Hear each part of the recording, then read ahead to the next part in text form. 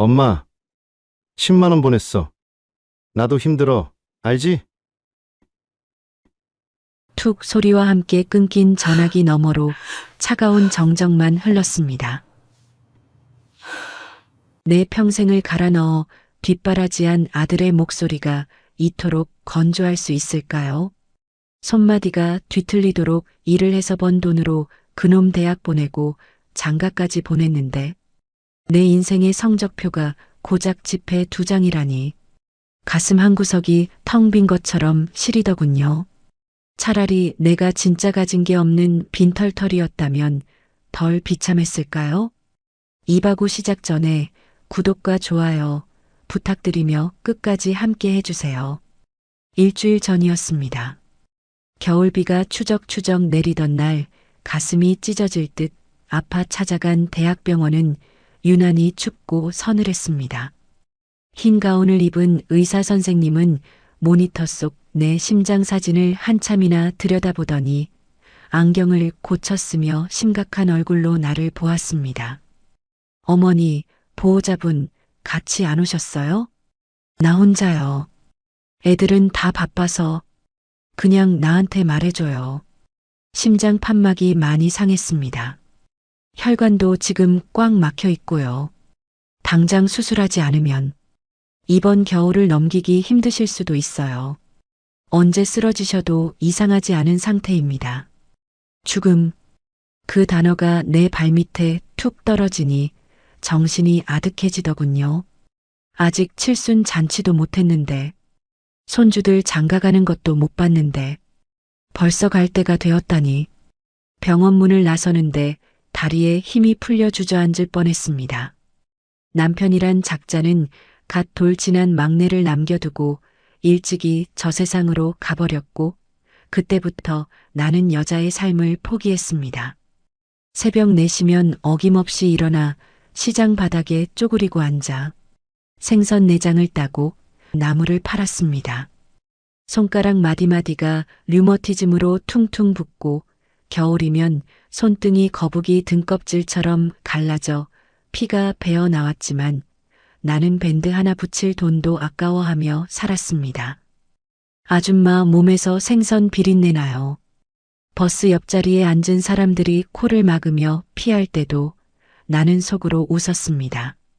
너희들은 냄새난다고 피하지만 이 냄새가 내 새끼들 입에 쌀밥 넣어주는 냄새다. 그 자부심 하나로 버텼습니다. 그렇게 악착같이 모은 돈이었습니다.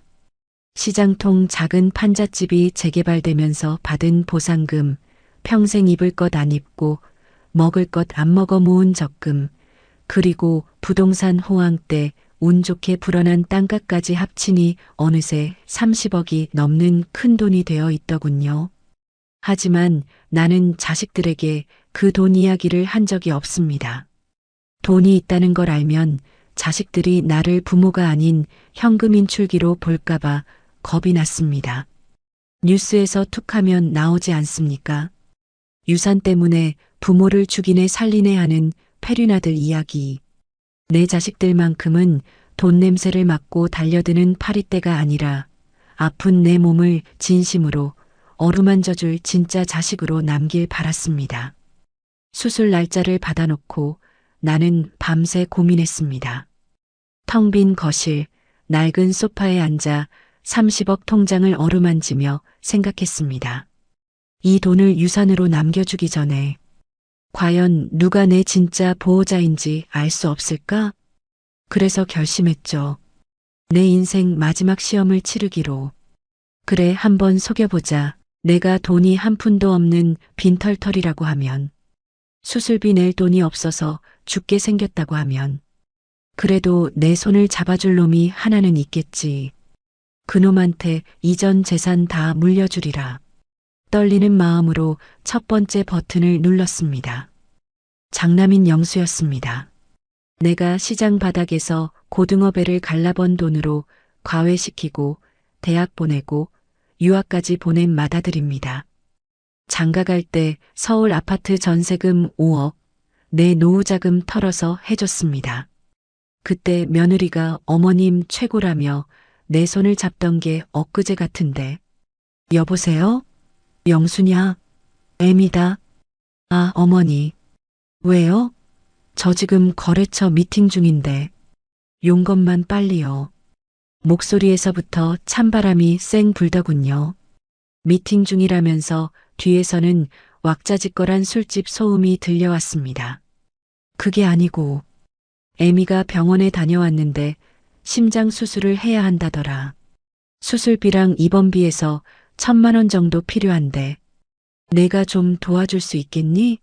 내가 지금 가진 현금이 없어서 심장이 쿵쿵 뛰었습니다. 혹시나 놀라서 지금 어디시냐고 당장 달려가겠다고 하지 않을까? 하지만 돌아온 대답은 내 기대를 산산조각 냈습니다.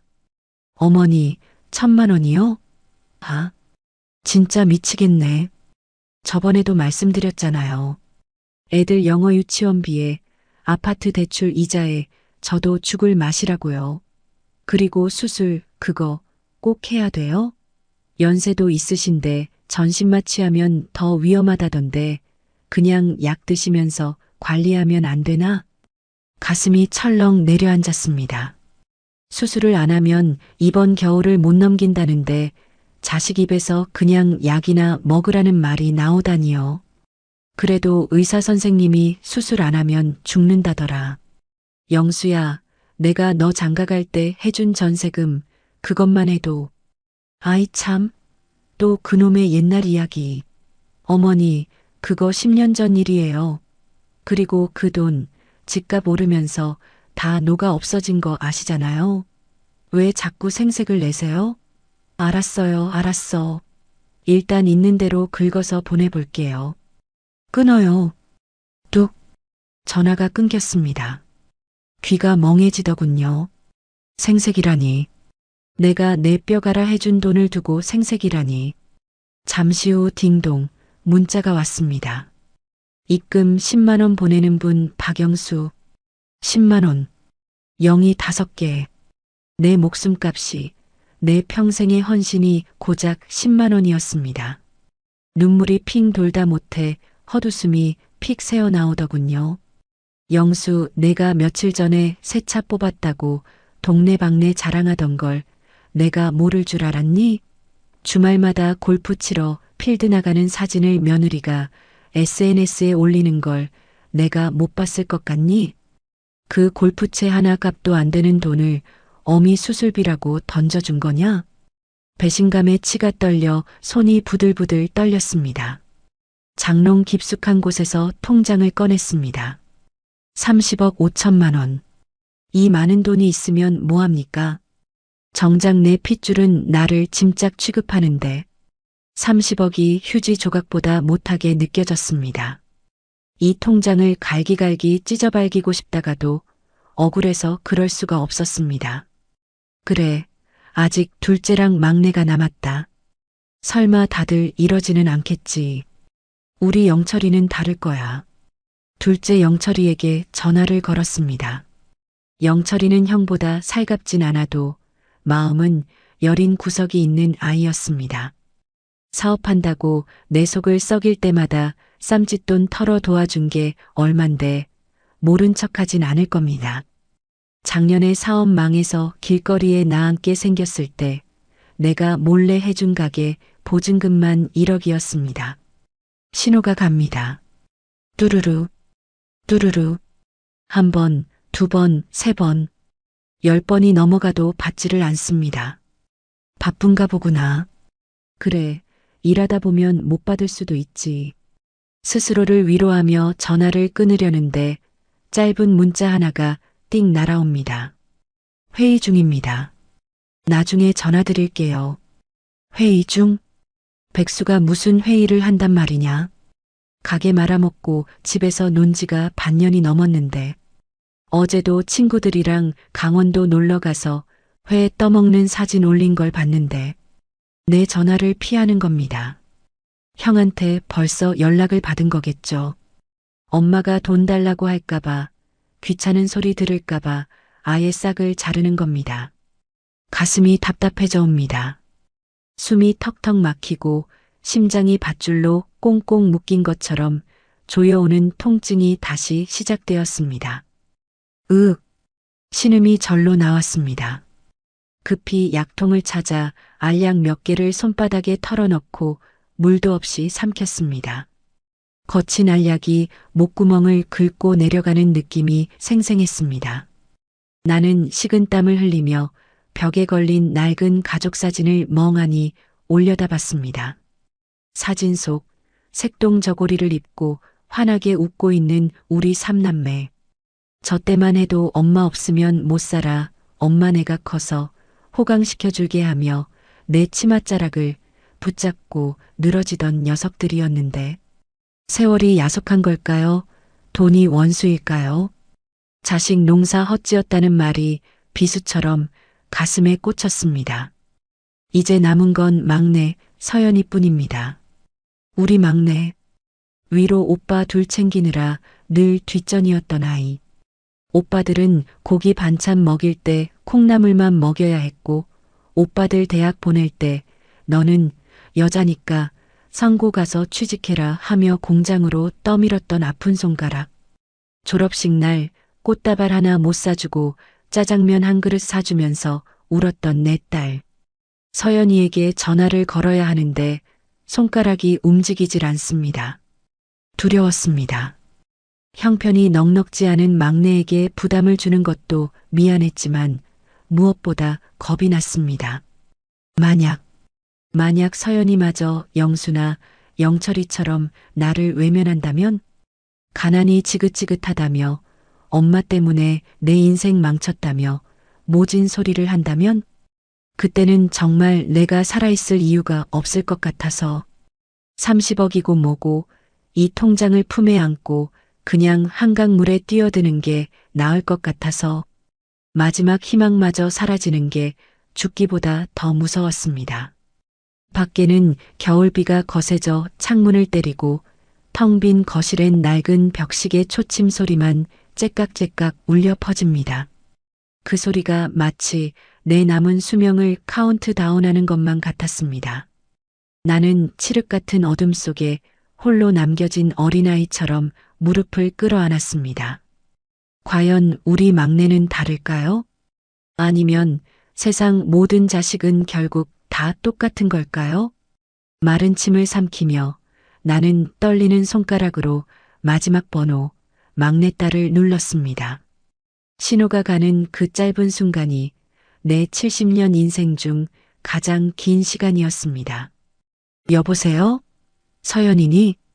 신호음이 5번 울리기도 전에 달칵 하고 수화기 넘어가 연결되었습니다. 나는 숨을 멈췄습니다.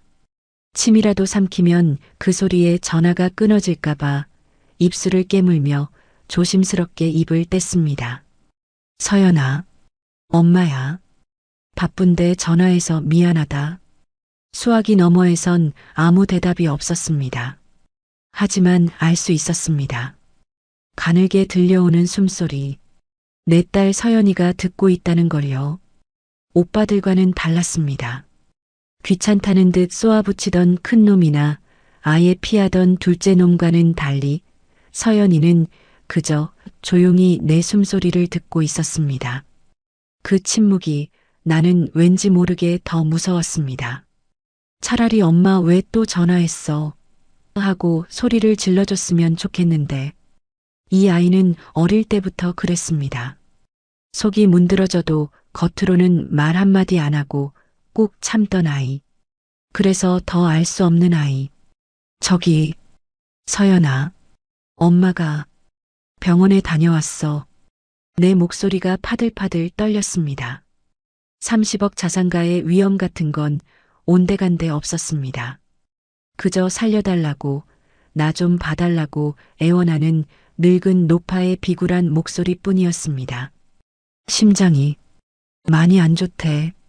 수술을 해야 한다는데 수술비가 1,000만 원이 넘는단다. 엄마가 지금 수중엔 돈이 없고 오빠들은 다들 힘들다고 하고 말을 하면 할수록 비참함이 목구멍까지 차올랐습니다. 내가 왜 이 말을 내 딸에게 해야 하나. 오빠들 뒷바라지하느라 대학도 못 가고 공장 기숙사에서 찬밥 먹으며 청춘을 다 보낸 내 딸에게 해준 것도 없는 어미가 늙고 병들어서 짐까지 지우려 하다니.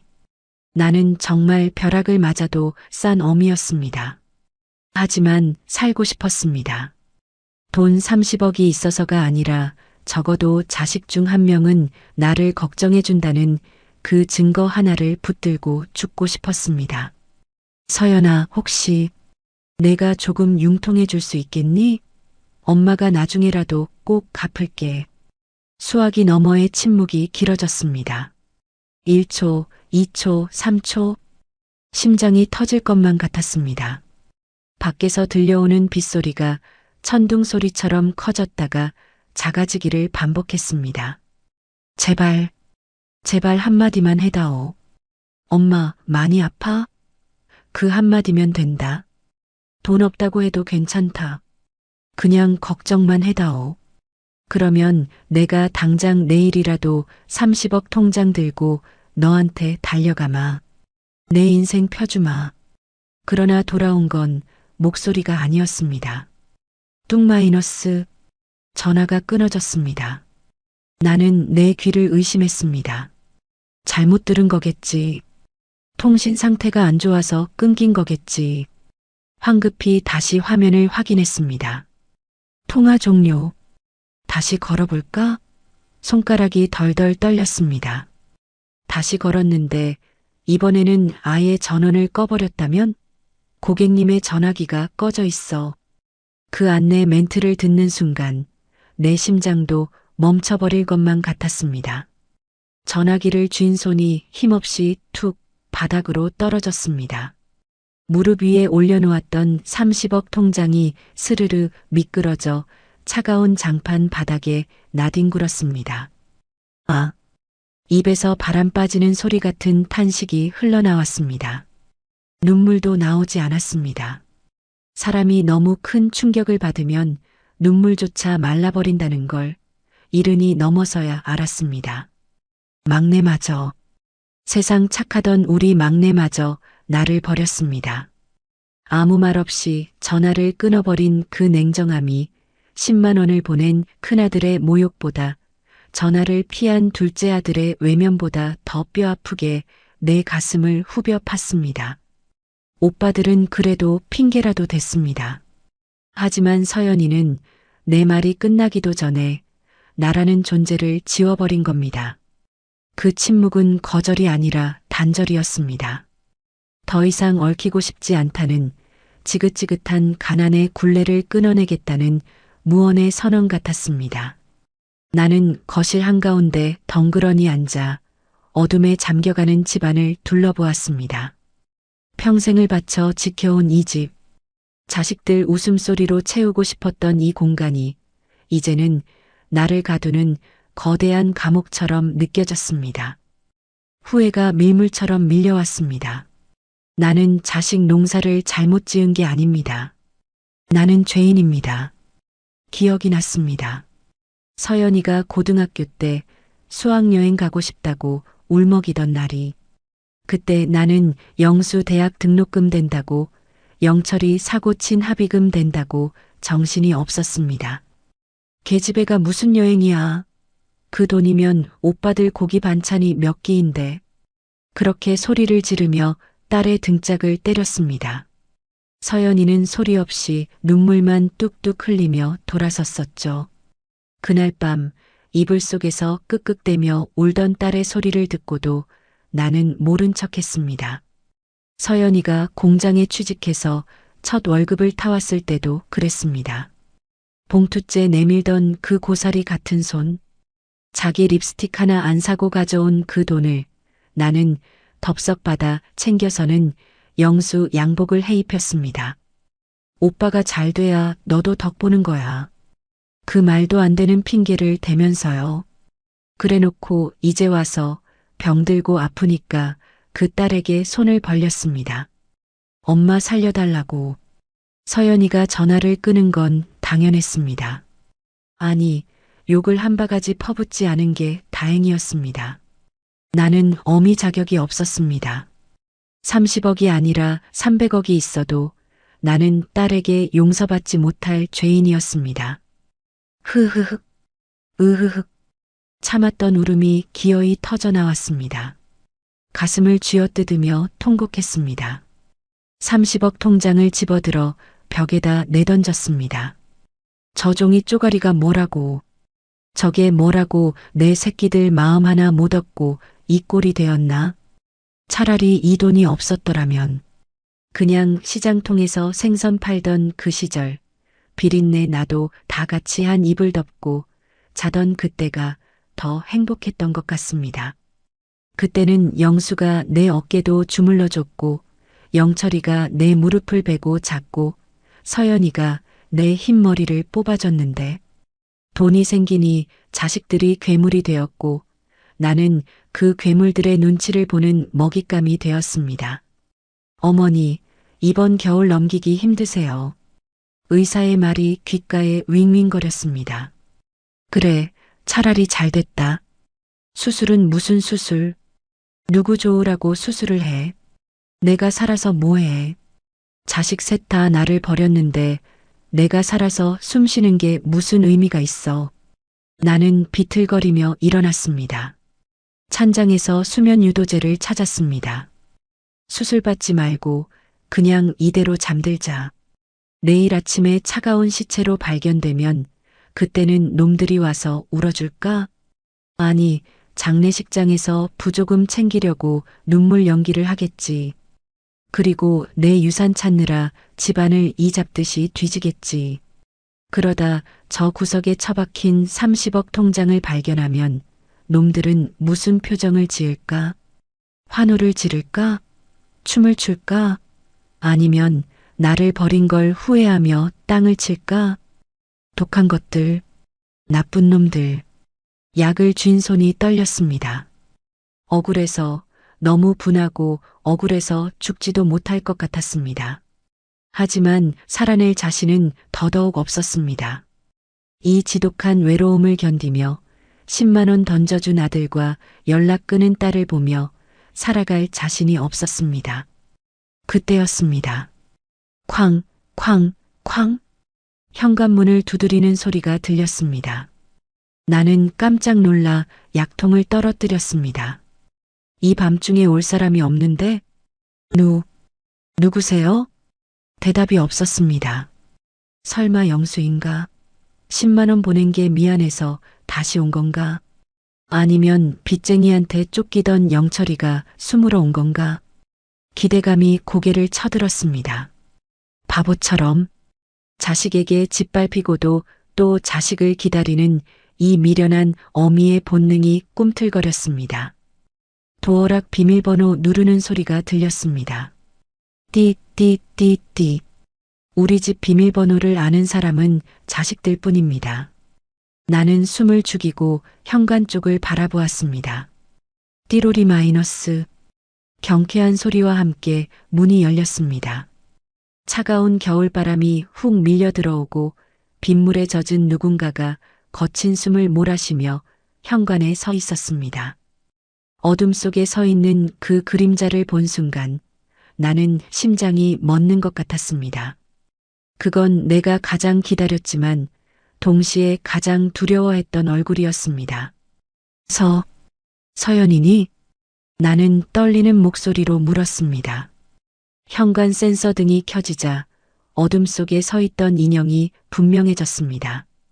빗물에 흠뻑 젖어 머리카락이 미역 줄기처럼 얼굴에 달라붙은 채 가쁜 숨을 몰아쉬고 있는 여자. 내 막내딸 서연이었습니다. 엄마. 서연이는 신발도 벗지 않은 채 성큼성큼 거실로 들어왔습니다. 바닥에 빗물이 뚝뚝 떨어져 흥건히 고였지만 그런 건 안중에도 없는 듯 했습니다.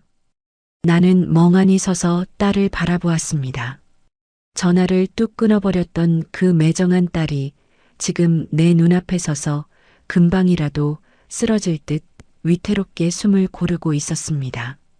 너, 왜 왔니? 라고 묻기도 전에 서연이가 와락 나를 끌어안았습니다. 비에 젖은 차가운 옷 감촉이 내 뺨에 닿았지만 그 안에서 느껴지는 체온은 불덩이처럼 뜨거웠습니다. 서연이의 심장이 내 가슴팍에 닿아 쿵쿵 미친 듯이 뛰고 있는 게 느껴졌습니다. 엄마, 미안해. 늦어서 미안해. 서연이의 목소리는 빗소리에 묻혀 웅얼거리는 것처럼 들렸습니다. 울음이 섞인 목소리였습니다. 나는 얼떨떨해서 팔을 허공에 둔 채 굳어버렸습니다. 이게 무슨 상황인지 이해가 되지 않았습니다. 전화를 끊어버린 건 귀찮아서가 아니었나? 나를 버리려고 한 게 아니었나? 엄마 가자. 지금 당장. 어디를? 병원. 수술해야지. 서연이는 내 대답도 기다리지 않고 내 어깨를 감싸쥐었습니다. 그러더니 바닥에 널브러져 있던 내 외투를 집어들어 내 몸에 걸쳐주었습니다. 마치 어린아이 옷을 입히듯 빠르고 야무진 손길이었습니다. 나는 허둥지둥 딸의 손에 이끌려 현관으로 나갔습니다. 잠깐만. 서연아, 이게 무슨 일이냐? 갑자기 병원은 왜? 그리고 너 돈은? 그놈의 돈 이야기를 또 꺼내고 말았습니다.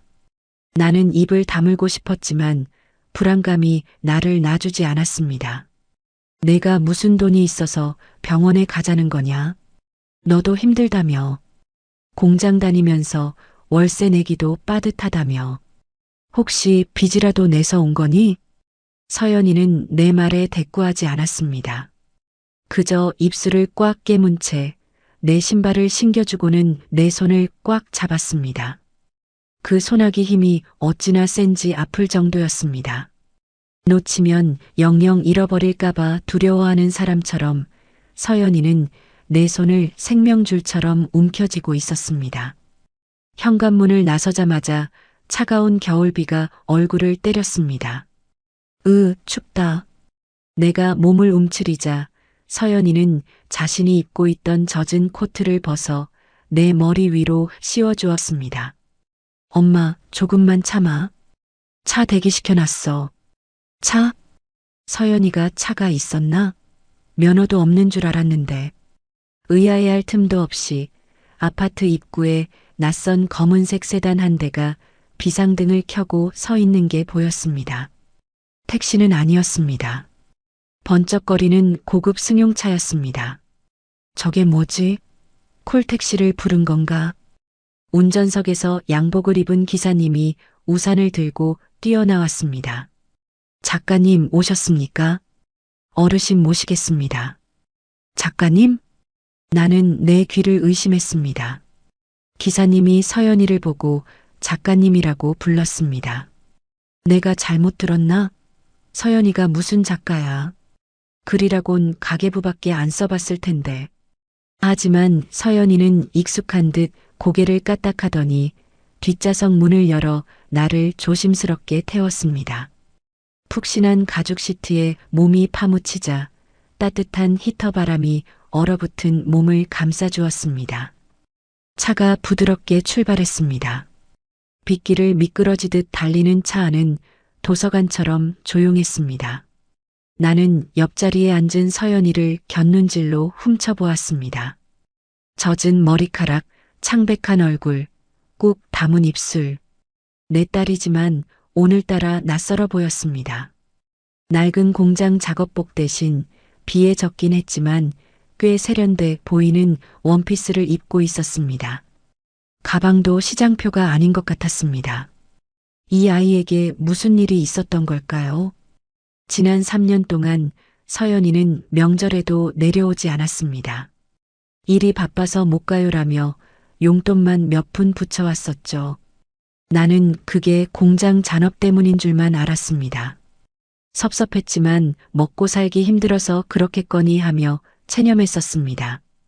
그런데 지금 내 옆에 있는 서연이는 내가 알던 그 공순이 서연이가 아니었습니다. 서연아. 응, 엄마. 좀 자. 도착하려면 멀었어. 아니, 너 이게 다 뭐냐? 이 차는 뭐고, 기사 양반은 누구고, 너 혹시 나쁜 짓 하는 건 아니지? 덜컥 겁이 났습니다. 가난한 처녀가 갑자기 이런 고급 차를 타고 나타나는 드라마를 본 적이 있습니다. 혹시 돈 많은 남자 첩이라도 된 건가? 아니면 사기라도 친 건가? 30억 통장을 가진 어미가 정작 딸이 타락하는 걸 방치했다는 죄책감이 가슴을 찔렀습니다. 서연이가 피식 웃었습니다. 3년 만에 처음 보는 딸의 미소였습니다. 하지만 그 웃음엔 어딘가 쓸쓸함이 묻어 있었습니다. 나쁜 짓 안 해. 걱정 마. 다 내 돈으로 부른 거야. 내 돈? 내가 돈이 어디 있어서. 엄마, 나중에 병원 가서 다 설명할게. 지금은 그냥 쉬어. 제발. 서연이는 내 손등을 토닥였습니다. 더 이상 묻지 말라는 무언의 신호였습니다. 나는 입을 다물고 창밖을 바라보았습니다. 빗줄기가 차창을 때리며 흘러내렸습니다. 서울의 야경이 뭉개져서 불빛으로 번져 보였습니다. 차 안의 정적 속에서 나는 지난 과거를 떠올렸습니다. 서연이가 중학교 때 글짓기 상을 받아왔던 날이 생각났습니다. 엄마, 나 작가가 되고 싶어. 소설가가 돼서 엄마 이야기 책으로 쓸 거야. 그때 나는 뭐라고 했더라. 글쟁이는 굶어 죽는다. 헛바람 들지 말고 기술이나 배워. 그렇게 딸의 꿈을 짓밟았습니다. 상장을 찢어버리진 않았지만 칭찬 한마디 해주지 않았습니다. 그런데 작가님이라니. 설마 정말로 작가가 된 걸까요? 아니, 그럴 리가 없습니다. 대학도 못 나온 애가 무슨 수로 작가가 됩니까? 요즘 세상이 어떤 세상인데. 아마 인터넷에 글 몇 줄 쓰고 푼돈 버는 거겠죠. 그걸로 겉멋들어서 렌터카 빌려 타고 온 거겠죠. 불안감이 꼬리에 꼬리를 물었습니다. 이 차의 미터기가 돌아가고 있을 텐데 요금이 얼마나 나올까 걱정이 되었습니다. 얘가 무리하는구나. 엄마 죽는다니까 빚이라도 냈구나. 마음이 무거웠습니다. 집에 두고 온 30억 통장이 생각났습니다.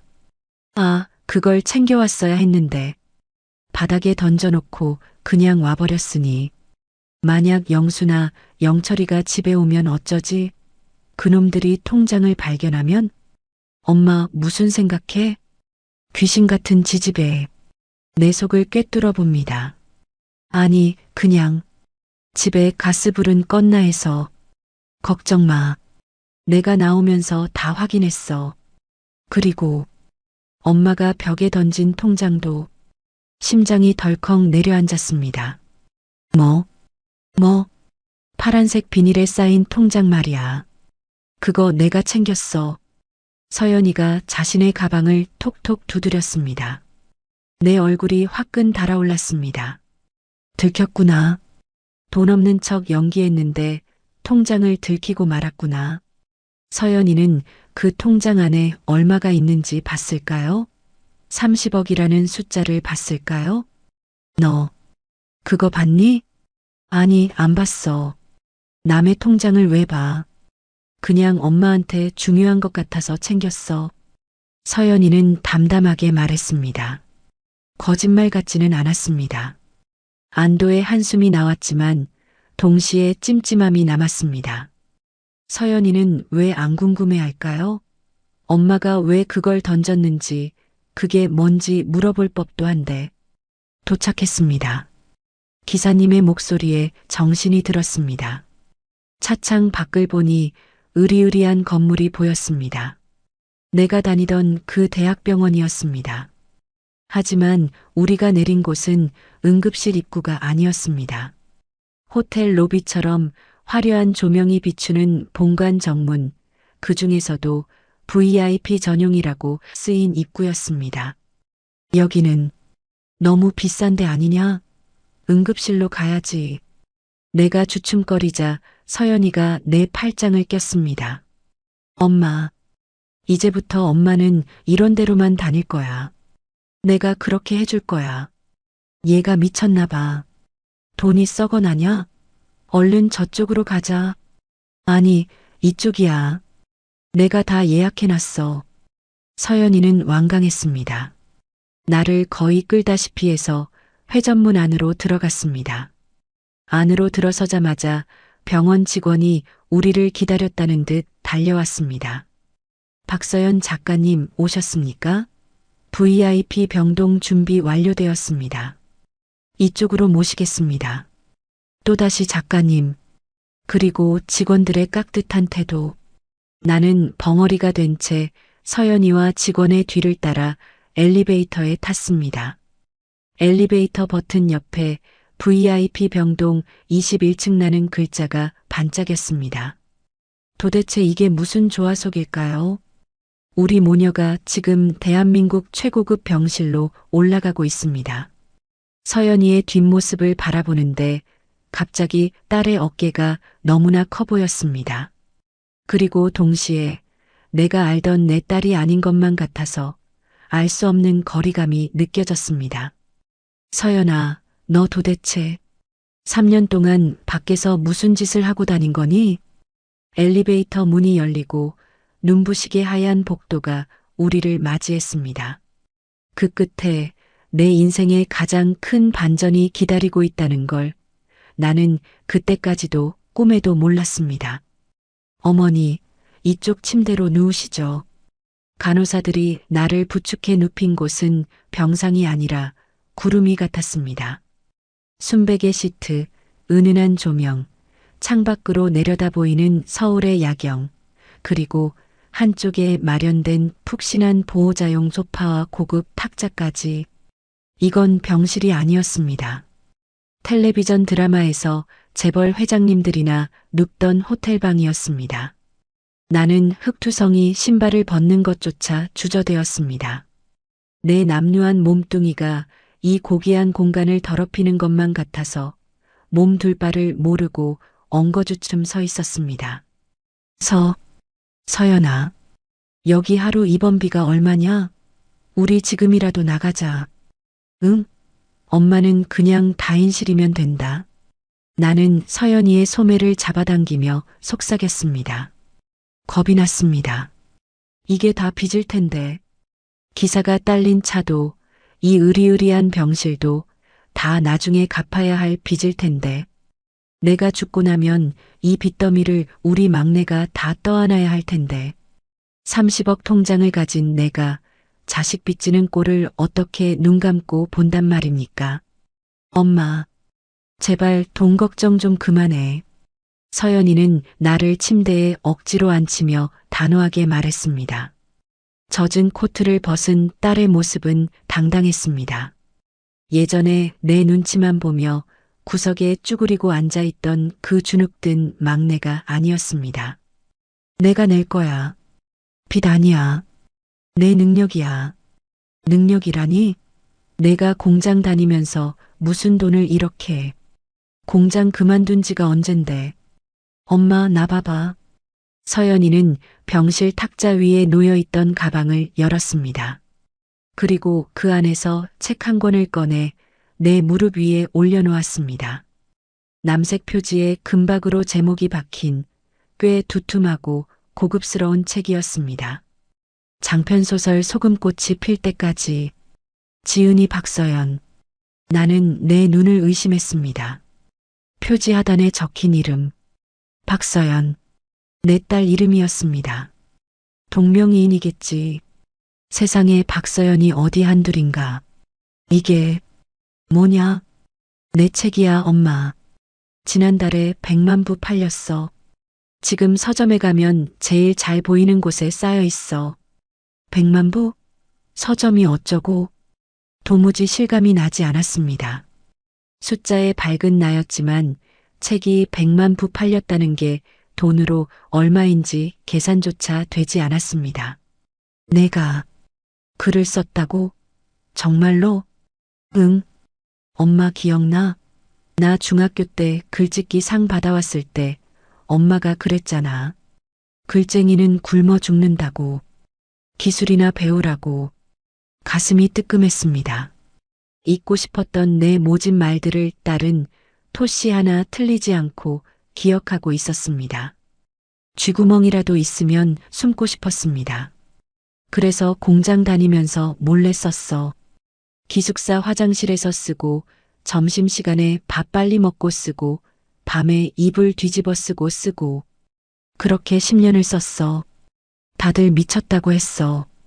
고졸 여공 주제에 무슨 소설가냐고. 근데 엄마, 나 포기 안 했어.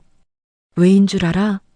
서연이는 침대맡에 무릎을 꿇고 앉아 내 거친 손을 두 손으로 감싸 쥐었습니다. 딸의 눈시울이 붉어져 있었습니다. 엄마 때문에. 엄마가 너무 불쌍해서. 그 억척 같은 인생, 아무도 알아주지 않는 그 고생. 나라도 기록해두지 않으면 그냥 연기처럼 사라질 것 같아서. 그래서 썼어. 나는 떨리는 손으로 책을 펼쳤습니다. 첫 장을 넘기자마자 익숙한 풍경들이 활자가 되어 튀어 올랐습니다. 새벽 4시 자갈치 시장의 비린내는 알람보다 정확했다. 여자는 갈라진 손등에 바세린을 바를 새도 없이 장화부터 꿰어찼다. 등 뒤에 엎인 아이가 칭얼대자 여자는 젖비린내 나는 가슴을 내어주며 생선 내장을 땄다. 내 이야기였습니다. 내가 잊고 살았던, 아니 잊으려고 발버둥 쳤던 그 지독했던 가난의 시간들이 고스란히 적혀 있었습니다. 생선 비린내, 퉁퉁 부은 다리, 버스에서 쫓겨나던 수모, 자식들 등록금 때문에 10원짜리 하나에 목숨 걸었던 그 치열했던 날들이 눈물이 툭 하고 책장 위로 떨어졌습니다. 부끄러웠습니다. 내 가난하고 초라했던 인생을 들킨 것 같아서. 하지만 동시에 가슴 깊은 곳에서 뜨거운 것이 울컥 치솟았습니다. 아무도 몰라주는 줄 알았습니다. 자식들도 내가 돈만 아는 억척 할망구라고 무시하는 줄 알았습니다. 그런데 우리 막내는 내 등 뒤에서 이 모든 걸 지켜보고 있었던 겁니다. 내 땀방울 하나, 내 한숨 하나까지 놓치지 않고 가슴에 새기고 있었던 겁니다. 이 책이 대박이 났어. 사람들이 울었대. 우리 엄마 이야기가 너무 슬프고 아름답다고. 그래서 나 돈 많이 벌었어, 엄마. 인쇄로만 수십억 벌었어. 수십억? 내가 평생을 바쳐 뼈를 깎아 모은 30억. 그런데 내 딸은 내 인생을 글로 써서 그만큼의 돈을 벌었습니다. 참으로 기가 막히고 역설적인 일이 아닙니까? 나의 고통이 딸의 날개가 되었다니. 나의 비루한 삶이 딸을 베스트셀러 작가로 만들었다니. 엄마 미안해. 진작 찾아오지 못해서. 성공해서 짠하고 나타나고 싶었어. 오빠들 보란 듯이 엄마 호강시켜주고 싶어서. 그래서 독하게 연락 끊고 글만 썼어. 근데 엄마가 아픈 줄도 모르고. 서연이가 내 무릎에 얼굴을 묻고 흐느꼈습니다. 나는 딸의 머리를 쓰다듬었습니다. 거칠어진 머릿결이 아니라 윤기가 흐르는 부드러운 머리카락이 손가락 사이로 흘러내렸습니다. 아니다. 아니다. 내 새끼 장하다. 정말 장해. 목이 메어 말이 제대로 나오지 않았습니다. 나는 30억 통장을 든 가방을 슬그머니 침대 밑으로 밀어 넣었습니다. 지금은 이 돈이 중요하지 않았습니다. 돈으로 자식 마음을 시험하려 했던 내가 얼마나 어리석고 옹졸한 늙은이였는지 사무치게 깨달았습니다. 진짜 효도는 돈다발이 아니라 부모의 인생을 이해해주는 마음이라는 것을. 이 아이는 이미 나에게 세상 그 어떤 돈보다 값진 선물을 준 셈이었습니다. 이제 엄마 수술비 걱정하지 마. 내가 다 해줄 거야. 최고로 좋은 의사, 최고로 좋은 약 다 쓸 거야. 오빠들 필요 없어. 내가 엄마 지킬 거야. 서연이가 눈물을 닦으며 씩씩하게 말했습니다. 그 눈빛이 어찌나 맑고 단단한지 나는 평생 처음으로 자식에게 기댈 수 있겠다는 안도감을 느꼈습니다. 긴장이 풀리자 온몸의 힘이 쭉 빠져나갔습니다. 푹신한 침대에 몸을 맡기며 나는 처음으로 편안하게 숨을 쉬었습니다. 죽음의 공포도 자식에게 버림받았다는 절망감도 잠시 잊혀졌습니다. 그때였습니다. 지잉 마이너스 탁자 위에 올려둔 내 낡은 휴대전화가 요란하게 진동했습니다. 이 늦은 밤에 병실의 평화로운 공기를 찢으며 울려대는 전화. 나는 흠칫 놀라 화면을 바라보았습니다. 액정에 뜬 이름 세 글자. 박영수. 큰아들이었습니다. 10만 원을 던져주고 끊었던 놈이 새벽 1시에 전화를 걸어올 리가 없는데 순간 등골이 서늘해졌습니다. 혹시 뭔가 냄새를 맡은 걸까요? 아니면 서연이가 베스트셀러 작가가 되었다는 소문을 들은 걸까요? 어느 쪽이든 저 벨소리는 결코 반가운 소식이 아닐 겁니다.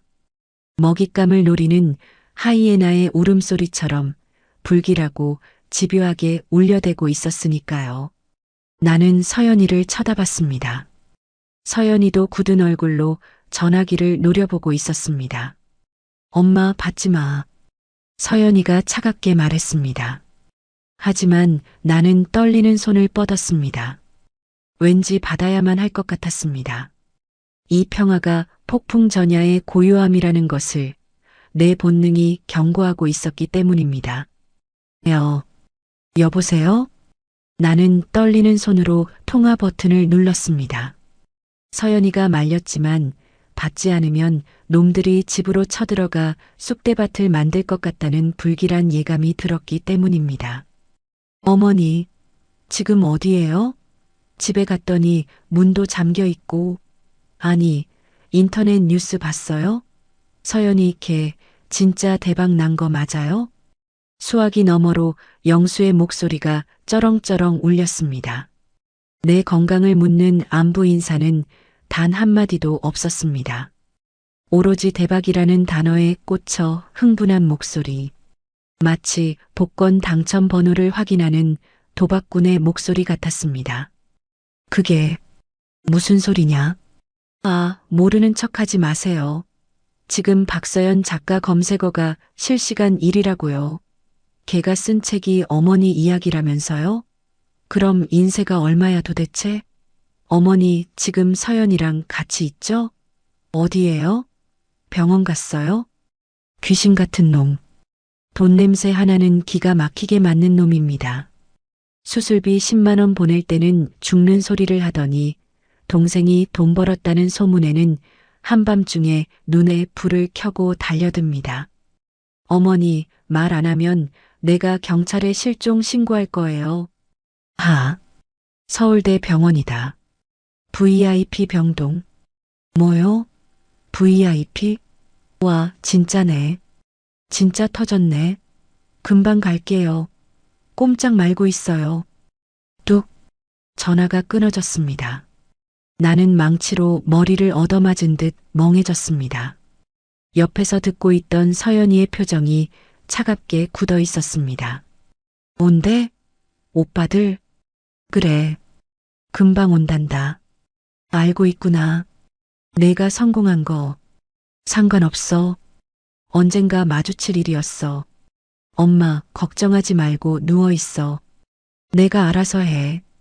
서연이는 덤덤하게 말했지만 나는 가슴이 방망이질 쳐서 누울 수가 없었습니다. 마치 맹수가 굴 입구까지 쫓아온 것 같은 공포. 내 배 아파 낳은 자식들이 찾아온다는데 반가움은커녕 도둑이 드는 것처럼 무섭기만 했습니다. 30분이나 지났을까요? 복도 끝에서부터 웅성거리는 소리가 들려왔습니다. 간호사들이 보호자분, 지금 면회 시간이 아닙니다. 조용히 해주세요. 라고 제지하는 소리가 들렸지만 익숙한 고함이 그 소리를 뚫고 들어왔습니다. 아, 우리 엄마가 여기 입원해 있다니까. 비켜요. 내가 보호자야. 쾅! 거칠게 문이 열리며 두 사내가 들이닥쳤습니다. 첫째 영수와 둘째 영철이었습니다. 두 놈 다 술 냄새를 풍기며 빗물에 젖은 신발로 병실의 하얀 바닥을 짓밟고 들어왔습니다. 와, 대박. 영수는 들어오자마자 나를 보는 게 아니라 병실 천장의 샹들리에와 창밖의 야경, 그리고 푹신한 소파를 휘둥그레진 눈으로 훑어보았습니다. 영철이도 마찬가지였습니다. 입을 딱 벌린 채 병실 구석구석을 스캔하더군요.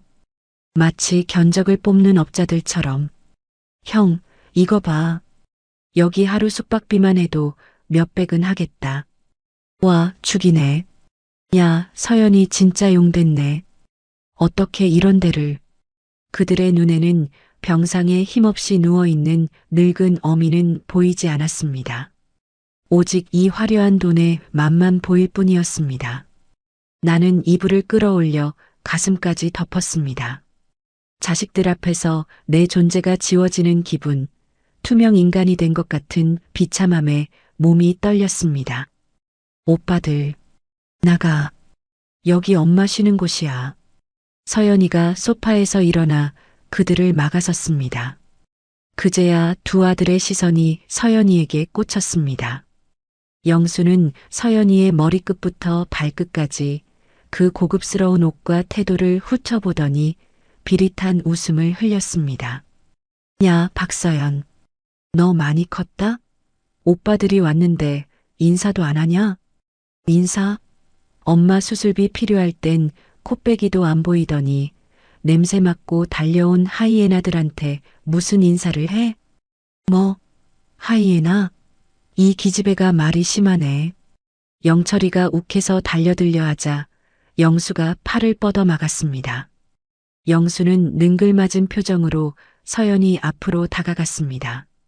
서연아, 진정해. 우리가 안 온 게 아니라 못 온 거지. 다 사정이 있었던 거 알잖아. 그리고 너 책 대박 났다며? 인터넷 보니까 난리도 아니던데.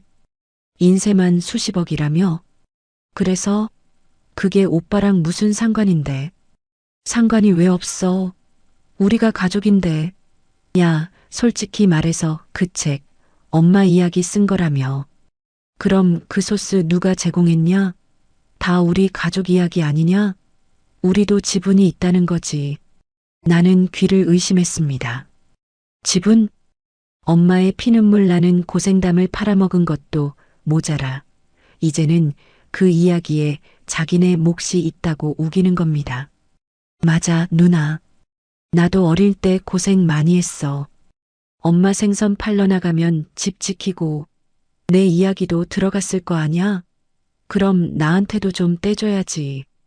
나 지금 가게 망해서 빚이 얼만 줄 알아? 영철이가 거들었습니다. 뻔뻔함이 하늘을 찌릅니다. 서연이가 기가 막힌다는 듯 헛웃음을 터뜨렸습니다. 집은? 웃기고 있네. 엄마가 생선 내장 따서 번 돈으로 대학 가고 유학 간 게 누군데? 엄마가 가게 차려준 돈 날려먹은 게 누군데? 오빠들은 엄마 등골 빼먹은 거 말고 한 게 뭐 있어? 아, 말 다 했어? 영수가 씩씩거리며 손을 치켜들었습니다. 나는 나도 모르게 비명을 질렀습니다. 그만해. 그만들 못해. 내 고함에 병실에 잠시 정적이 흘렀습니다. 세 자식의 시선이 나에게 집중되었습니다.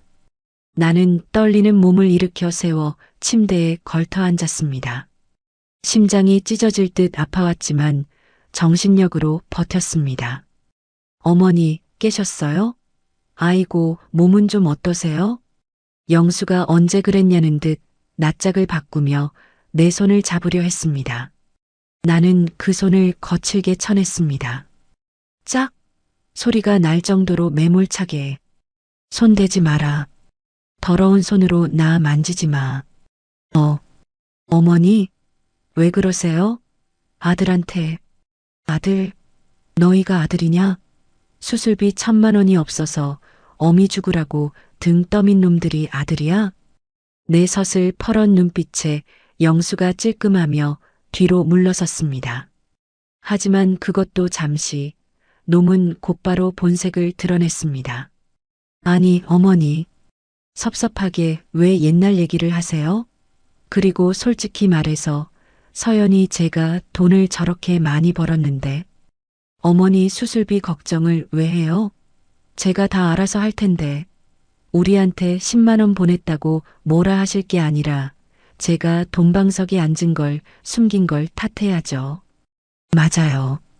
엄마, 서연이 돈 많은 거 알고 있었죠? 우리한테는 숨기고 쟤한테만 붙어먹으려고 한 거 아니에요?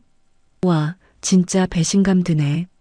아들들은 뼈 빠지게 고생하는데 영철이가 병실에 놓인 과일 바구니에서 배 하나를 꺼내 우적우적 씹으며 말했습니다. 그 씹어먹는 소리가 내 뼈를 씹는 소리처럼 들렸습니다. 기가 막혔습니다. 적반하장도 유분수지. 내가 30억이 있다는 걸 알면 이놈들이 어떻게 나올지 안 봐도 비디오였습니다. 지금 서연이 돈만 보고도 눈이 뒤집혀서 달려드는 꼴을 보십시오. 만약 내 통장에 30억이 있다는 걸 알면 당장이라도 내 산소 호흡기를 떼고 유산 내놓으라고 칼부림이라도 낼 놈들입니다. 나는 이불 속에서 내 낡은 가방을 꽉 움켜쥐었습니다. 그 안에 든 30억 통장. 이걸 저놈들 면상에 집어 던지며 소리치고 싶었습니다. 나 돈 있다? 30억이나 있다. 근데 너희한텐 단 한 푼도 안 줄 거다. 하지만 참았습니다. 지금 그걸 꺼냈다간 병실이 아수라장이 될 게 뻔했습니다. 저놈들은 사람이 아니었습니다. 돈 냄새를 맡고 몰려온 악귀, 굶주린 귀신들이었습니다. 내 뱃속으로 나왔지만 괴물을 낳았구나. 내가 평생을 바쳐 키운 게 자식이 아니라 괴물이었구나. 엄마한테 함부로 말하지 마. 그리고 돈 한 푼도 못 줘. 다 엄마 병원비로 쓸 거고 나머지는 내가 다 기부할 거야. 오빠들한텐 국물도 없어. 서연이가 단호하게 쏘아붙였습니다. 기부? 야, 이 미친년아. 가족이 굶어 죽게 생겼는데 기부를 해? 너 돌았어? 그 돈이 어떤 돈인데? 우리 엄마 팔아서 번 돈이잖아. 그럼 우리한테도 권리가 있지. 영수가 서연이의 멱살을 잡으려는 듯 위협적으로 다가갔습니다. 병실 안은 순식간에 난장판이 되었습니다. 고성이 오가고 욕설이 난무했습니다. 우아했던 VIP 병실은 순식간에 저작거리 싸움판으로 변해버렸습니다. 나는 눈을 감았습니다. 심장이 조여오는 고통보다 마음이 무너져 내리는 고통이 더 컸습니다. 이게 내 인생의 성적표였습니다. 평생 희생하고 헌신한 대가가 병실에서 자식들이 돈 때문에 멱살잡이하는 꼴을 보는 것이라니. 하느님, 제발 저를 데려가 주세요. 이 꼴 더는 못 보겠습니다. 기도가 절로 나왔습니다. 그런데 그때 서연이가 영수의 손을 뿌리치며 날카롭게 소리쳤습니다. 나가. 당장 안 나가면 보안요원 부를 거야. 아니, 경찰 부를 거야. 엄마 수술 앞두고 있어. 스트레스 받으면 진짜 돌아가실 수도 있다고. 오빠들은 엄마 죽어도 돈만 나오면 그만이지? 서연이의 눈에서 도끼가 뿜어져 나왔습니다. 그 서슬에 영수와 영철이도 잠시 주춤했습니다. 하지만 그들은 쉽게 물러날 놈들이 아니었습니다. 참나. 경찰 불러봐. 가족끼리 말싸움한 걸로 경찰이 올 것 같냐? 그리고 우린 엄마 보호자야. 자식이 부모 병문안 왔는데 누가 막아? 영수는 뻔뻔하게 소파에 드러누워 다리를 꼬았습니다. 나 오늘 여기서 자고 갈 거니까 그런 줄 알아. 엄마랑 할 이야기도 많고. 서연이 너 통장 깔 때까지 나 안 간다. 아예 눌러앉을 작정이었습니다. 거머리처럼 달라붙어 피를 빨아먹겠다는 신보였습니다. 나는 절망감에 눈앞이 캄캄해졌습니다. 이 지옥 같은 상황을 어떻게 끝내야 할까?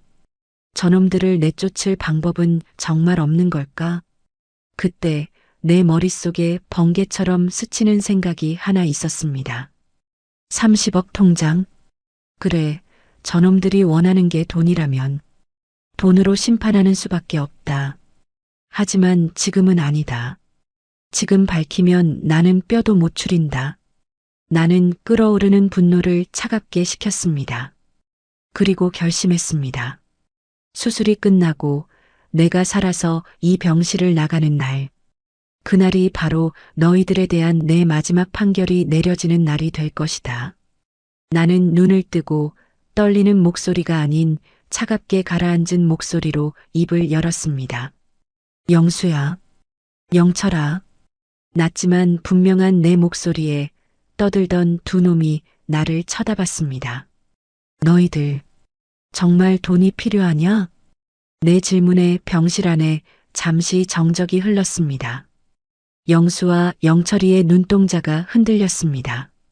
방금 전까지 으르렁거리던 짐승의 눈빛이 먹이를 앞에 둔 사냥개의 눈빛으로 바뀌었습니다. 어머니, 그게 무슨 말씀이세요? 돈이 있으세요? 영수가 침을 꼴깍 삼키며 물었습니다. 10만 원 보낼 때는 거지 취급하더니 돈 이야기가 나오자마자 어머니 소리가 아주 매끄럽게 나옵니다. 나는 침대 헤드에 등을 기대고 차갑게 식은 눈으로 두 아들을 내려다보았습니다. 그래, 있다. 너희들이 상상하는 것보다 훨씬 많이. 내 목소리는 낮았지만 병실 구석구석을 찌를 만큼 날카로웠습니다. 서연이가 놀란 눈으로 나를 쳐다봤지만 나는 눈짓으로 딸을 제지했습니다. 지금은 내가 나서야 할 때였습니다. 에이, 어머니 또 거짓말하신다. 시장에서 생선 팔아본 돈 다 쓰셨잖아요. 우리 전세금 해주고 영철이 가게 해주고 남은 게 어딨어요? 혹시 뭐 쌈짓돈 몇 천만 원 숨겨두신 거 말씀하시는 거예요? 영철이가 코웃음을 쳤습니다.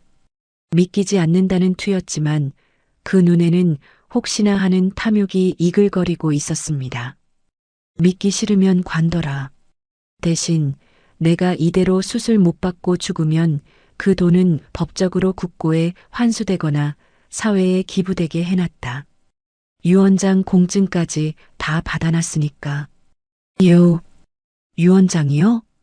그래.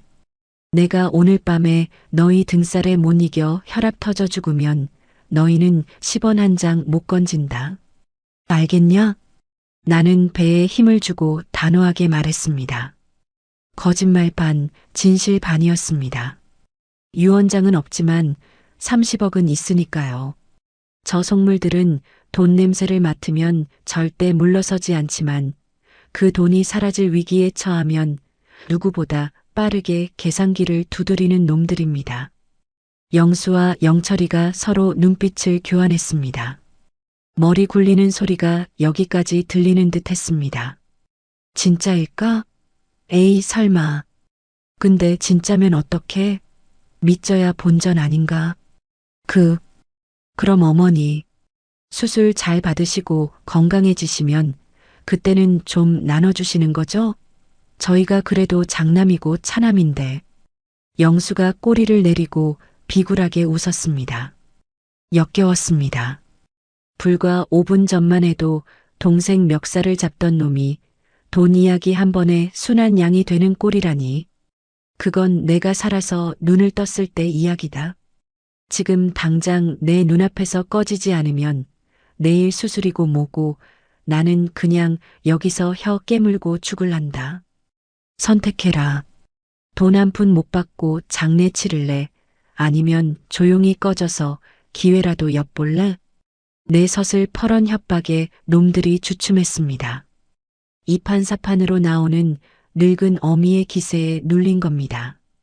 잃을 게 없는 사람의 눈빛이 얼마나 무서운지 놈들은 처음으로 느꼈을 겁니다. 아, 알았어요. 가면 되잖아요, 가면. 대신 어머니, 약속 지키세요. 진짜 돈 있는 거면 우리 목도 챙겨주셔야 돼요. 영수가 투덜거리며 뒷걸음질 쳤습니다.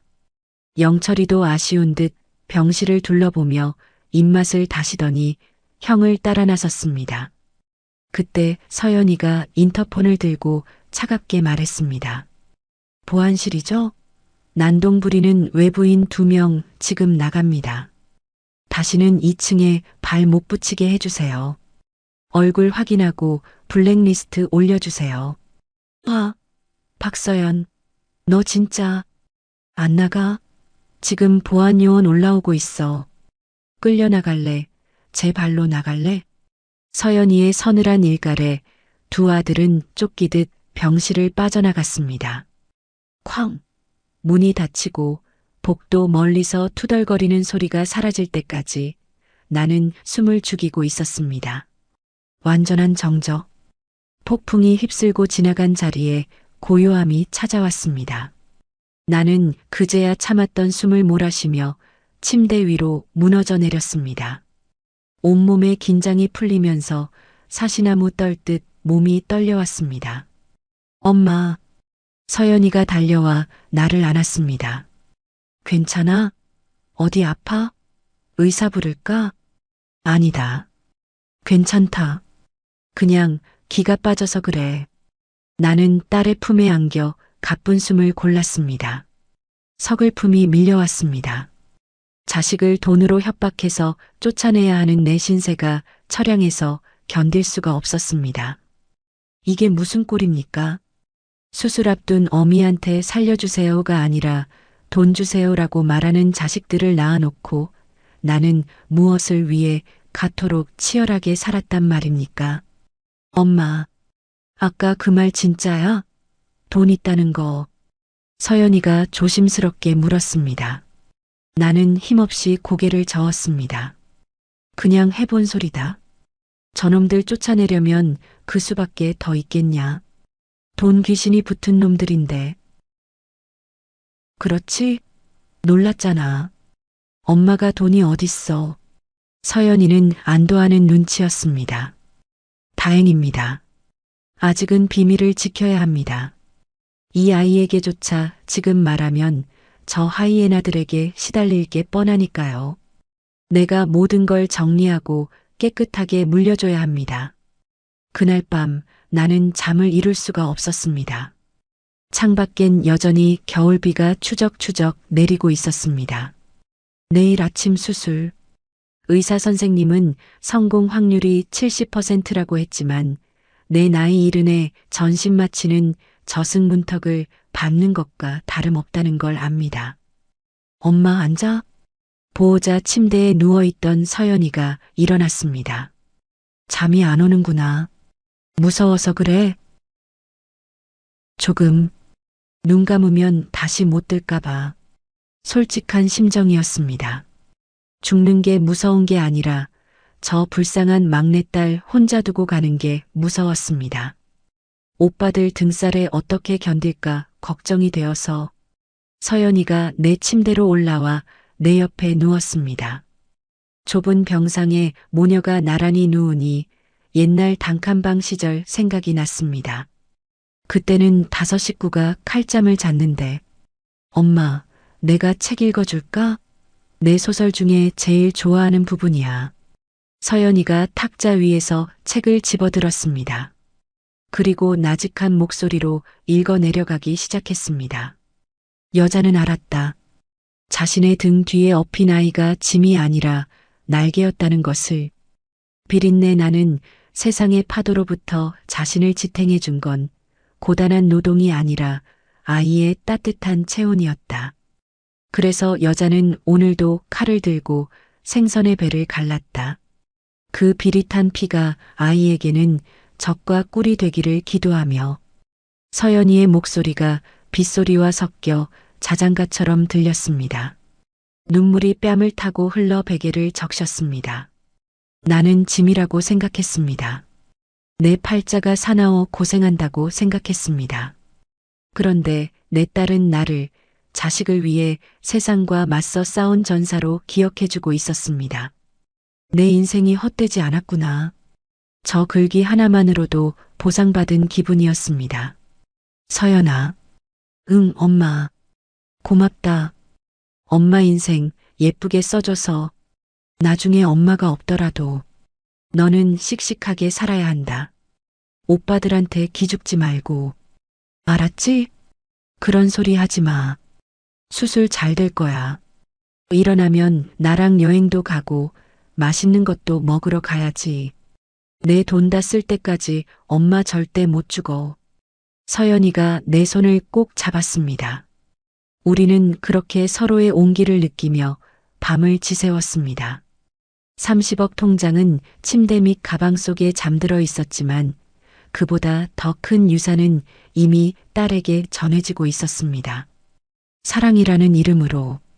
다음 날 아침 수술실로 가는 이동 침대 위에 누웠습니다. 천장의 형광등 불빛이 빠르게 뒤로 넘어갔습니다. 드르륵, 드르륵. 바퀴 구르는 소리가 심장 박동 소리처럼 들렸습니다. 보호자분은 여기까지만 오실 수 있습니다. 수술실 앞 차가운 철문 앞에서 멈춰 섰습니다. 서연이는 내 손을 놓지 못하고 울먹거렸습니다. 엄마, 잘하고 와. 기다릴게. 꼭 깨어나야 해. 알았지? 나는 산소 마스크 안에서 힘겹게 미소 지었습니다. 그래. 꼭 돌아오마. 돌아와서 내게 줄 선물이 있어. 내 오빠들한테 보여줄 통쾌한 한방도 남아있고. 걱정 마라. 엄마 강한 사람인 거 알지? 서연이의 손이 스르르 멀어졌습니다. 철문이 닫히고 나는 차갑고 낯선 공기 속으로 격리되었습니다. 수술실 안은 서늘했습니다.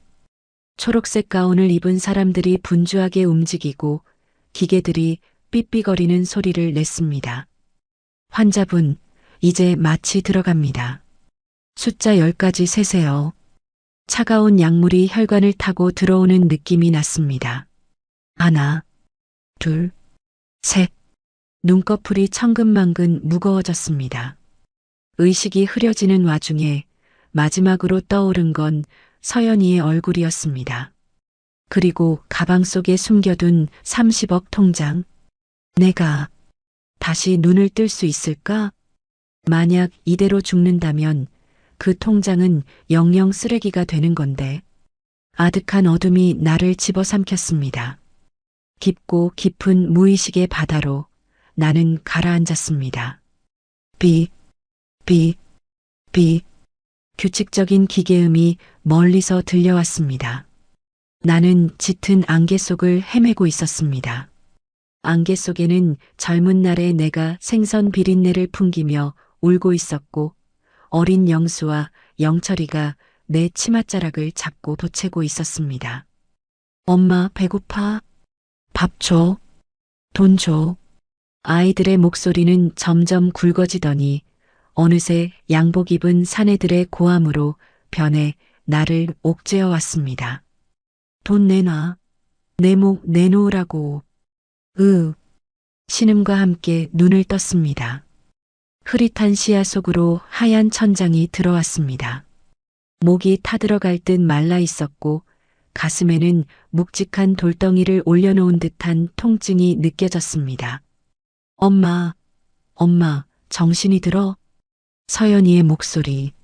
초점이 맞춰지자 퉁퉁 부은 눈으로 나를 내려다보는 딸의 얼굴이 보였습니다. 살았구나. 내가 저승 문턱에서 돌아왔구나. 연아. 응, 엄마. 나 여기 있어. 수술 잘 됐대. 의사 선생님이 아주 성공적이래. 서연이가 내 손을 얼굴에 비비며 울먹였습니다. 그 따뜻한 체온이 느껴지자 비로소 내가 산 사람의 세상에 있다는 실감이 났습니다. 그런데 병실 밖이 소란스러웠습니다. VIP 병동은 쥐 죽은 듯 조용해야 정상인데 문 밖에서 웅성거리는 소리와 고성이 들려왔습니다. 익숙한 목소리들이었습니다. 아니, 내가 친자식이라니까. 내 엄마가 안에서 수술받고 나왔는데 왜 못 들어가게 해? 변호사님, 이거 인권 침해 아닙니까? 친권자의 직계 비속이 면회를 거부당하다니요. 영수와 영철이었습니다. 이 지긋지긋한 놈들이 또 왔구나. 수술 끝날 때만 기다렸다가 내가 죽었나 살았나 확인하러 온 겁니다. 아니, 죽었으면 유산 챙기려고 살았으면 뜯어낼 거 없나 확인하려고 왔겠죠. 엄마, 신경 쓰지 마. 내가 처리할게. 서연이의 표정이 싸늘하게 굳었습니다. 딸은 내 이불을 꼼꼼히 덮어주고는 결연한 표정으로 병실 문을 향해 걸어갔습니다. 나는 말리고 싶었지만 목소리가 나오지 않았습니다. 그저 떨리는 눈으로 딸의 뒷모습을 지켜볼 뿐이었습니다. 서연이가 문을 열고 나갔습니다. 닫히는 문틈 사이로 밖의 상황이 보였습니다. 복도에는 영수와 영철이뿐만 아니라 양복쟁이 남자 하나가 더 서 있었습니다. 아마 변호사랍시고 데려온 모양입니다. 오빠들, 경고했을 텐데 다시 오면 가만 안 둔다고. 서연이의 목소리는 낮지만 또렷하게 병실 안까지 들려왔습니다. 야, 박서연, 너야말로 적당히 해. 우리가 변호사님 모시고 왔어.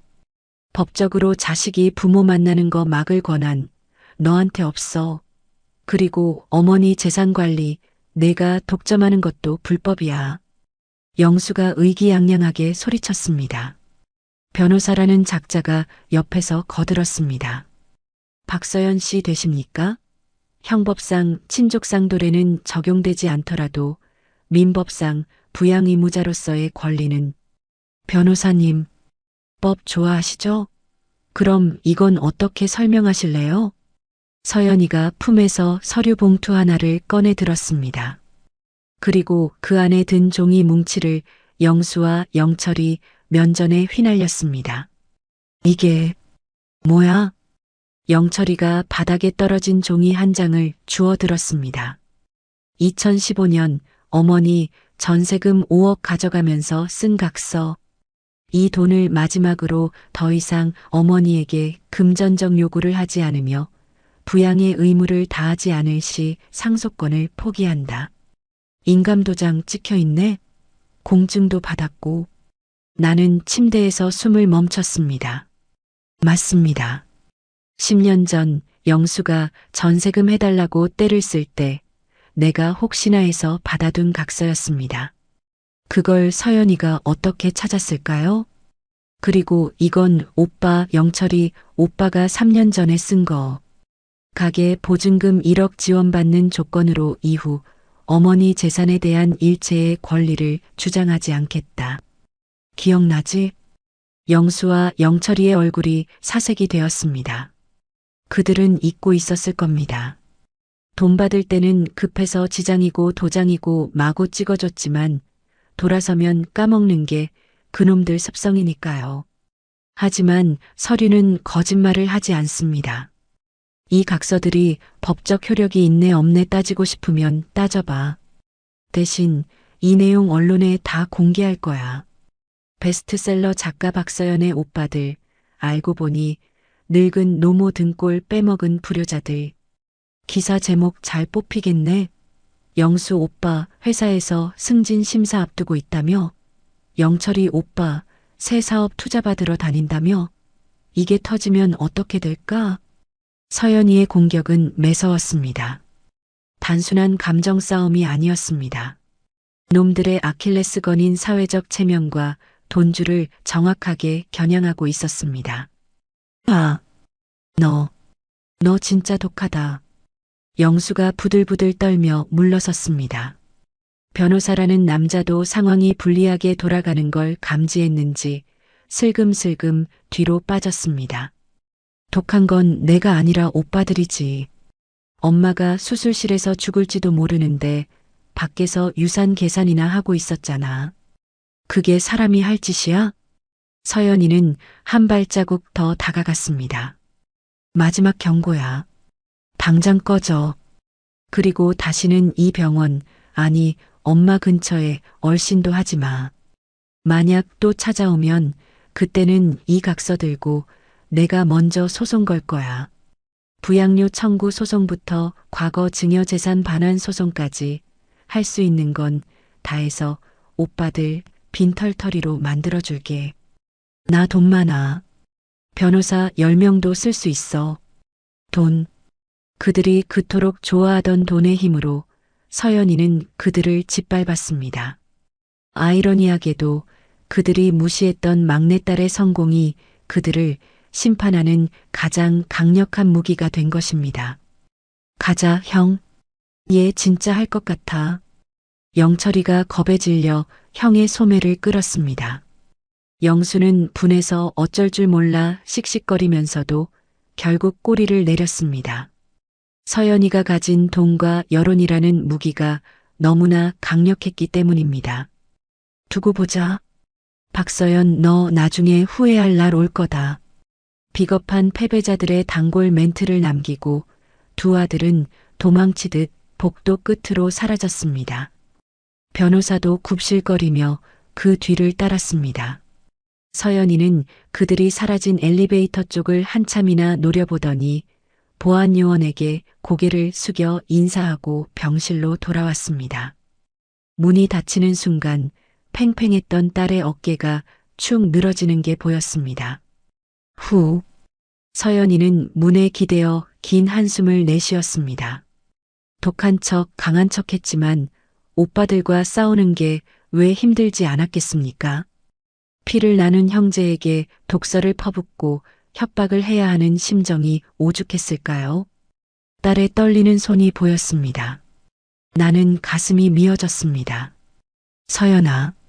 내 부름에 서연이가 화들짝 놀라며 달려왔습니다.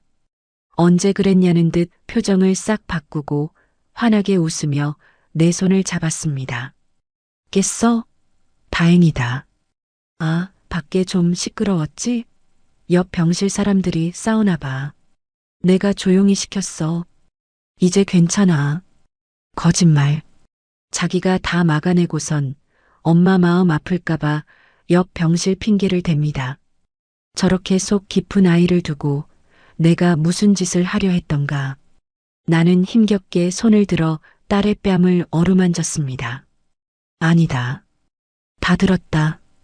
고생했다. 우리 딸. 못난 어미 때문에 내가 고생이 많구나. 엄마. 서연이의 눈에서 참았던 눈물이 터져 나왔습니다. 딸은 내 가슴에 얼굴을 묻고 소리 없이 울었습니다. 미안해. 오빠들한테 그렇게 말해서 미안해. 근데 나 너무 화가 나서, 엄마가 너무 불쌍해서. 잘했다. 아주 잘했어. 속이 다 시원하다. 나는 딸의 등을 토닥였습니다. 10년 묵은 체증이 쑥 내려가는 기분이었습니다. 내 손으로 못한 응징을 딸이 대신 해준 겁니다. 그것도 아주 통쾌하고 완벽하게. 이제 아무도 우릴 방해 못해. 내가 엄마 지킬 거야. 그러니까 엄마는 이제 아프지 말고 내 옆에서 행복하게 살기만 하면 돼. 서연이가 눈물 젖은 얼굴로 웃어 보였습니다. 나는 고개를 끄덕였습니다. 그래, 이제 방해꾼들은 사라졌다. 내 인생의 거머리 같던 놈들은 떨어져 나갔고 내 곁엔 보석 같은 딸만 남았다. 이제 때가 되었습니다. 숨겨왔던 진실을 꺼낼 때가. 가짜 빈털터리 노인의 가면을 벗고 진짜 30억 자산가로서 딸에게 보답할 때가 온 것입니다. 나는 침대 밑을 가리켰습니다. 서연아, 저기 가방 좀 다오. 가방? 왜? 뭐 필요한 거 있어? 서연이가 침대 밑에서 낡은 가방을 꺼내 올렸습니다. 그 안에 든 파란 비닐. 아직 서연이는 그 안에 뭐가 들었는지 모릅니다. 그저 엄마가 아끼는 물건이겠거니 하겠지요. 거기서 그 파란 비닐로 쌓인 거 좀 꺼내봐라. 내 말에 서연이가 비닐 뭉치를 꺼냈습니다. 나는 마른 침을 삼켰습니다. 내 딸의 눈이 얼마나 동그랗게 커질지 상상만 해도 입가에 미소가 번졌습니다. 서연아, 열어봐라. 내 말에 서연이는 영문을 모르겠다는 표정으로 파란 비닐을 벗겨냈습니다. 바스락거리는 소리가 유난히 크게 들렸습니다. 낡은 종이 통장 하나가 모습을 드러냈습니다. 겉표지가 닳고 닳아 너덜너덜해진 내 평생의 땀과 눈물이 배어 있는 통장이었습니다. 이게 뭔데 그래? 옛날 통장 아니야? 펼쳐봐. 맨 뒷장. 서연이가 조심스럽게 통장을 펼쳤습니다. 차르륵 종이가 넘어가는 소리. 그리고 마지막 페이지에 멈춘 서연이의 시선. 딸의 눈동자가 점점 커지더니 숨을 헛하고 들이켰습니다. 이게 뭐야? 서연이의 손이 떨리기 시작했습니다. 숫자를 세어보는 것 같았습니다. 1, 10, 100, 1000만, 억, 10억? 동그라미의 개수를 확인하고 또 확인하던 딸이 믿을 수 없다는 얼굴로 나를 쳐다봤습니다. 엄마, 이거 진짜야? 30억? 그래, 진짜다. 어떻게, 엄마가 어떻게 이런 큰 돈을. 서연이는 말을 잇지 못했습니다. 당연하겠지요. 평생 시장 바닥에서 콩나물값 깎으며 살던 구두쇠 엄마가 로또라도 맞지 않는 이상 가질 수 없는 돈이니까요. 평생 모았다. 재개발 보상금에 땅값 오른 거에 안 먹고 안 입고 모은 적금까지 하나도 안 쓰고 모으기만 했어. 나는 덤덤하게 말했습니다. 서연이는 충격에 빠진 듯 한동안 입을 다물지 못했습니다. 그러다 문득 무언가 깨달은 듯 눈가가 파르르 떨렸습니다. 그럼 엄마 아까 수술비 없다고 한 거, 오빠들한테 돈 빌려달라고 전화한 거 다 거짓말이었어? 그래, 시험이었다. 나는 고개를 끄덕였습니다. 내가 죽기 전에 알고 싶었어. 내가 가진 돈 껍데기를 다 벗겨내고 늙고 병든 노인네 몸뚱이만 남았을 때 그래도 나를 지켜줄 자식이 누구인지, 내 진짜 상주가 되어줄 놈이 누구인지 서연이의 눈에 물기가 차올랐습니다. 그래서 나한테도 전화해서 미안하다. 너까지 시험해서 너마저 오빠들처럼 도망갈까봐 엄마가 무서워서 그랬어. 못난 어미를 용서해라. 나는 고개를 숙였습니다. 딸을 믿지 못하고 시험에 들게 한 죄책감이 밀려왔습니다. 그런데 서연이가 내 손을 덥석 잡았습니다. 아니야. 엄마가 왜 미안해. 오죽했으면 그랬겠어. 오빠들이 평소에 얼마나 엄마를 외롭게 했으면. 서연이는 30억이라는 숫자보다 그 시험을 준비해야 했던 내 외로움에 더 가슴 아파했습니다. 엄마, 이 돈, 오빠들이 알면 난리 나겠네. 아까 쫓겨난 거 알면 땅을 치고 후회하겠어. 서연이가 씁쓸하게 웃었습니다. 그래, 아마 평생을 후회 속에 살겠지. 그게 그놈들이 받아야 할 벌이다. 나는 통장을 뺏어 들었습니다. 그리고 서연이의 손에 쥐어주었습니다. 이거 너 가져라. 엄마 미쳤어? 이걸 내가 왜 가져? 서연이가 화들짝 놀라며 손을 뺐습니다. 싫어. 나 돈 많아. 내 책 팔아서 번 돈으로도 충분히 먹고 살아. 엄마가 평생 고생해서 모은 걸 내가 어떻게 받아? 받아라. 이건 돈이 아니야. 내 인생이고 내 사과고 내 사랑이다. 나는 강제로 통장을 딸의 손에 쥐어주며 꽉 움켜쥐게 했습니다. 서연아, 나는 돈은 있었지만 사실 죽어가고 있었다.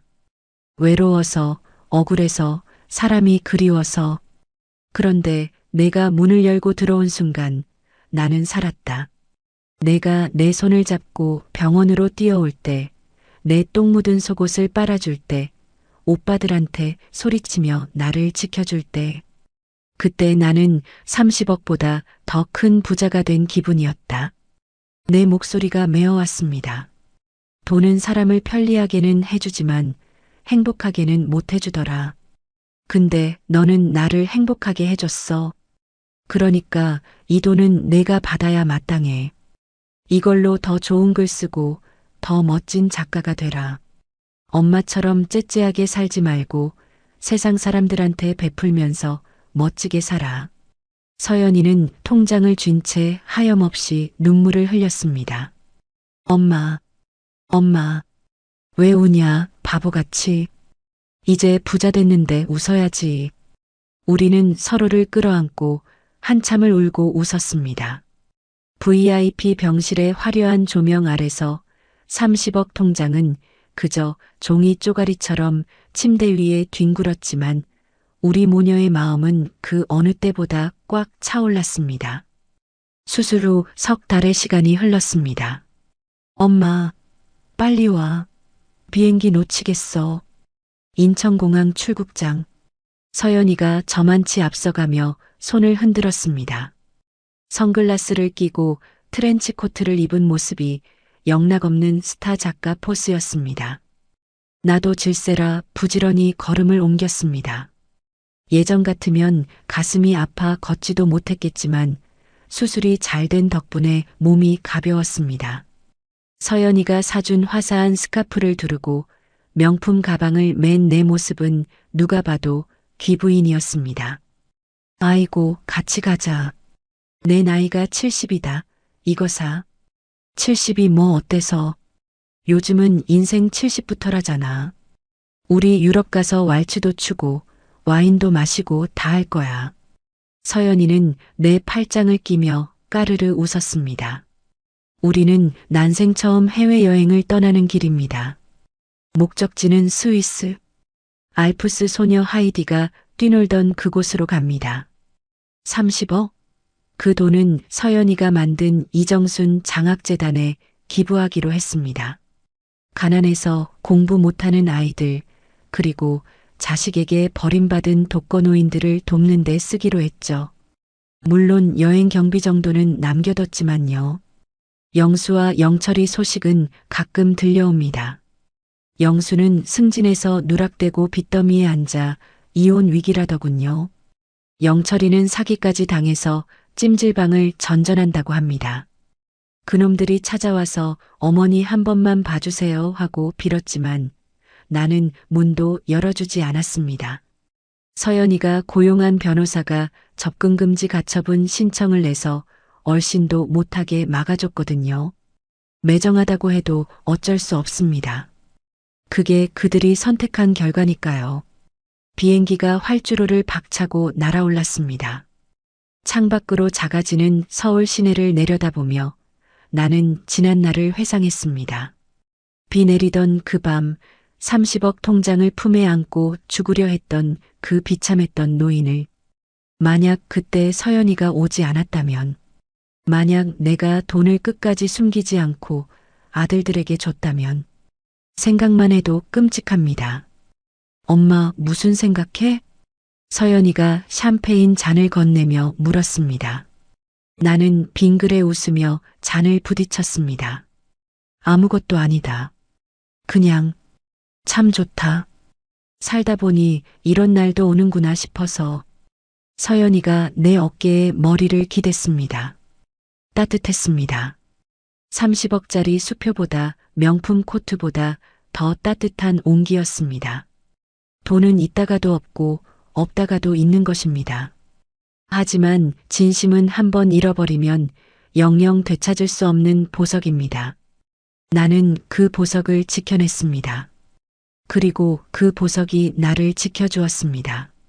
비행기는 구름 위를 날고 내 인생의 이막도 이제 막 날아오르기 시작했습니다. 내 딸 서연이와 함께 말이죠. 오늘의 이바구는 여기까지입니다.